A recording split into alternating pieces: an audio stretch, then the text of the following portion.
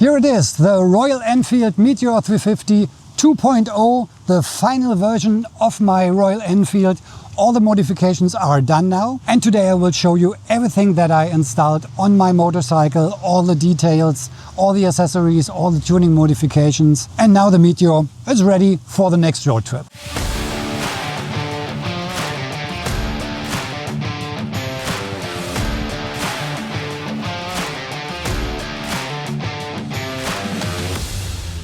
It's a lot that I will show you today, so let's start here at the front. This is the Givi windscreen, a touring windscreen, quite tall. The smaller one, the original one of Royal Enfield, was a little bit too small for me. I had a lot of wind buffeting on my helmet. So this is my touring windscreen.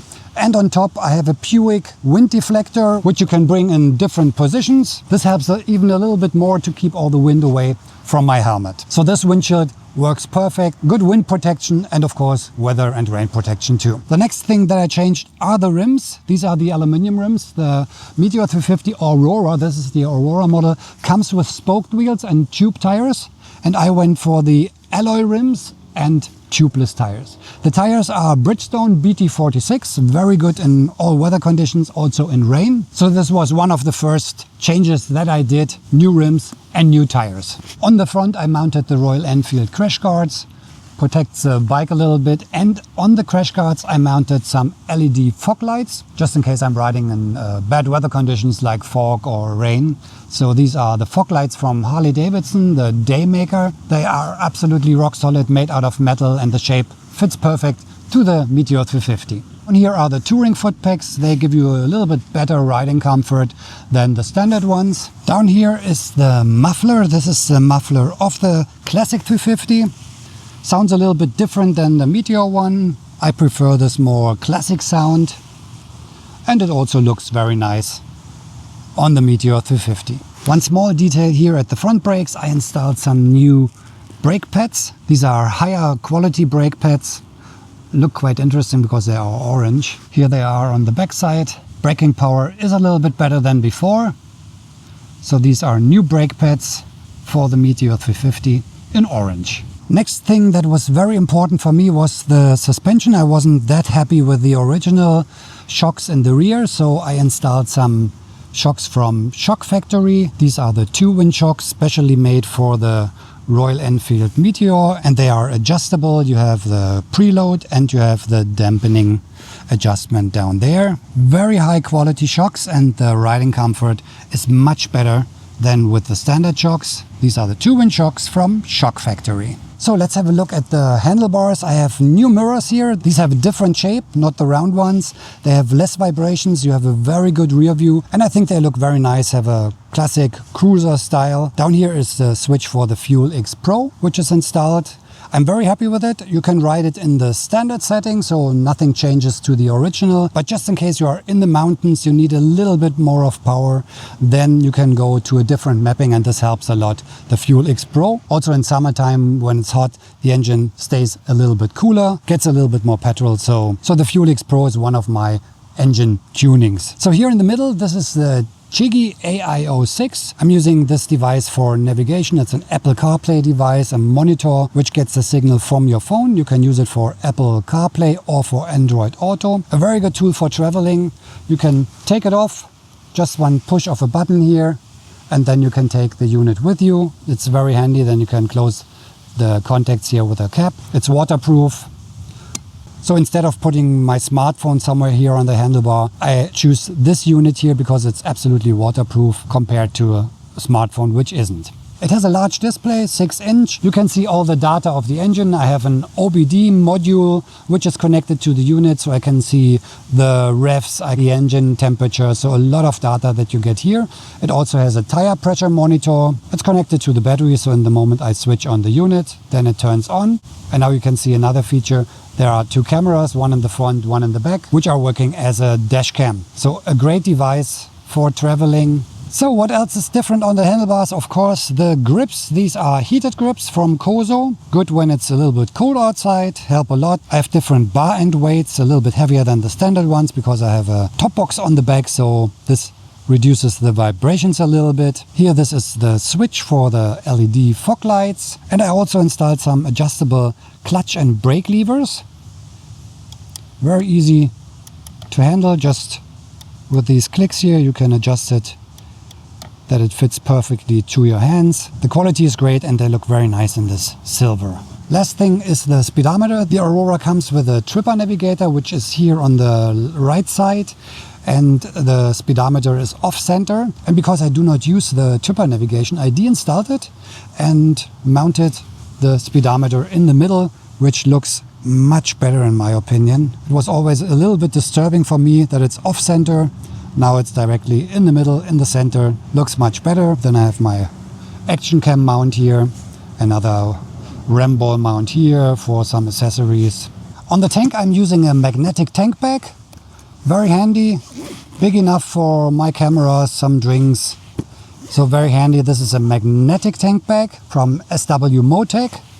There are some big magnets here on the bottom and I'm not mounting it directly on the tank. I have a rack installed here, which looks very nice, I think. It's mounted with some suction caps.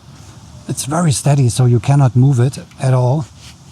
And yeah, the tank bag just clicks on it and is steady enough.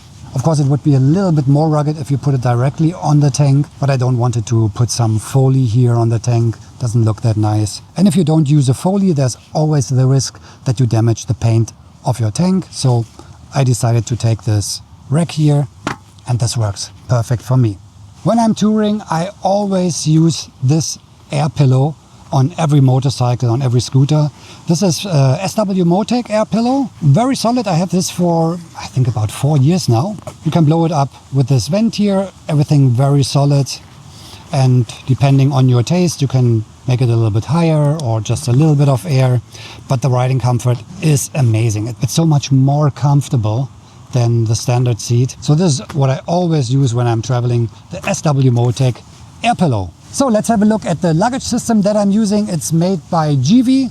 The side panniers and the top box are made out of aluminium, very rugged, very solid, and a lot of space. So these Dolomiti side panniers are opening to the top. I tried a lot of other ones, like the plastic ones from Givi with 22 liters, then the W900, very lightweight, also from Givi. You can use it with the same mounting system, but they haven't been perfect. These are the best ones so far.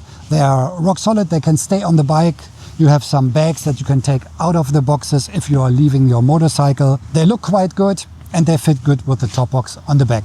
The top box has a volume of 48 liters. All are opening and closing with the same key, which is very pleasant. And you can take them off very easy.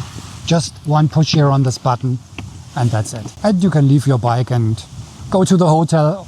Same the other way around. Just put it in, one push, and then they are mounted. This is the mounting system of the Givi panniers. Looks quite decent when you have no panniers on the bike, and a lot of mounting points. One here at the front, 2, 3, 4 mounting points, so this goes nowhere. Super stable, and in combination with the aluminium side panniers, you have a very solid luggage system. I also installed the luggage rack of Givi, and on the luggage rack there's this adapter plate here for the top box. Very easy to take off.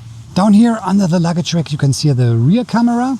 It's very decent, you don't even notice that there is a camera. And here is the front camera, also very small, very decent, made out of metal. The rear camera also works as a blind spot detector, so in case a car is approaching with higher speed, then you get a warning in the display. So this blind spot warning is a very good safety feature. Down here at the engine is a very nice looking small oil temperature gauge. I installed a sump guard to protect the engine, and as you can see there's always a little bit dirt there. So you will have no stones hitting the engine. On the heel and toe shifter I installed a new rod, so it's not shaking that much anymore, because if you know this heel and toe shifter, it's quite flimsy, the standard one. So this is much better, much more solid. Under this cover I installed the DNA air filter.